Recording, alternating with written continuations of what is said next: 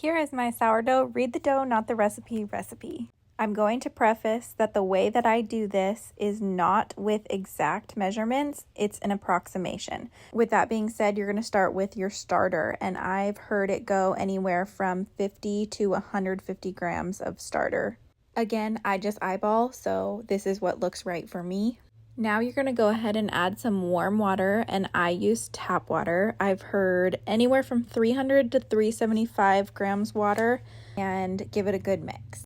Now you're going to add in some salt, and I've heard anywhere from 8 to 12 grams of salt. I stick between 10 grams, which is about 2 pinches full for me. After that, you're going to go ahead and add the flour. I've heard anywhere from 400 to 500 grams flour, and I use all-purpose flour.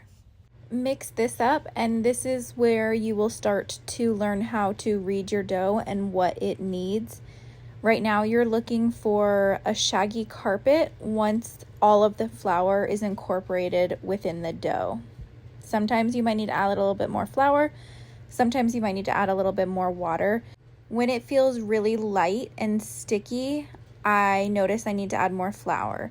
When it feels more dry, I definitely need to add more water. Some people start using their hands. I prefer to just use this bread whisk, but you'll be able to feel that it's light and needs more flour, or it's heavy and needs more water.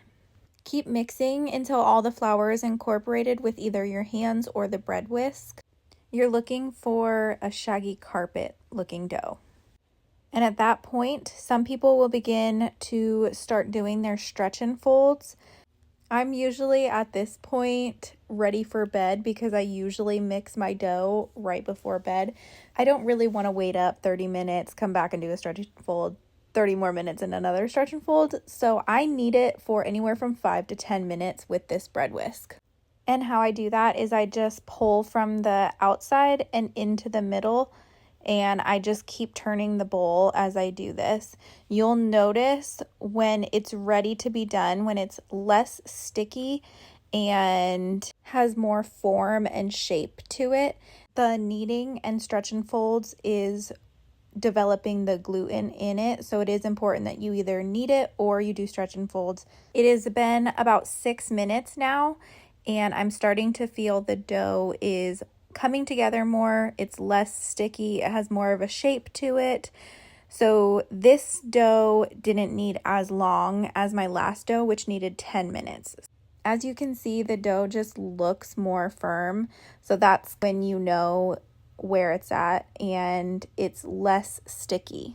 Right now, I'll go in with my hand and just kind of feel what the dough is feeling like. It leaves a little bit of residue on my hand, but it's not coating it a lot. So that's what I'm looking for. Now you're going to cover it with either plastic wrap or a damp towel. I prefer using a plastic wrap. After it's covered, you're going to leave it on the counter anywhere from 6 to 15 hours for the bulk fermentation. This part is really dependent on how warm or cold you leave your house temperature. So if it's a little bit colder, it'll go longer. If it's warmer, it will go shorter. You are looking for 50 to 75% in volume, but I've also heard people say double. Keep in mind, in a bowl like this, it goes out and not up. So even if it doesn't look like it has gone up, it has because it's gone out, if that makes any sense at all. I usually just have it sit overnight. So mine sits for about 12 hours, and this is what it's looked like when it has risen 50 to 75% in volume. Here I'm just feeling what the dough feels like. It's not sticky. There's nothing sticking to my hand. It has a little bit of bounce to it. And here's a closer up of what it looks like. I dust the counter with flour and then just go ahead and take the dough out of the bowl to start shaping it. Now you're going to want to shape the dough. What really helped me was envisioning a candy cane, so you push up and pull down. Do this until you feel like your dough is in a tight ball, and then go ahead and put it in a proofing basket with the bottom side up. Cover with a damp towel and we'll put it in the fridge. Anywhere from 1 to 48 hours. Typically, I have mine in the fridge for probably 12. Once you're ready to bake, preheat your oven to 500 degrees with the Dutch oven inside. Now we're going to go ahead and put some flour on the top of it. I just use all-purpose flour, but I've heard people use rice. Now go ahead and score. I'm not going to tell you how to do it because I don't know how to do it. I just wing it every time. So if you want to know how to score, you're going to have to look at a different video. Once the oven is preheated, take your Dutch oven out. I put rice at the bottom to help prevent burning. Place your dough inside, and sometimes it will start to seal back up, so I'll go ahead and take my score tool and score it again. Then put the lid back on. Turn down your oven to 475 and you will cook it for 30 minutes with the lid on. After 30 minutes, go ahead and take it out of the oven, take the lid off, and we'll put it back in the oven for another cook time. This is what it looks like in between.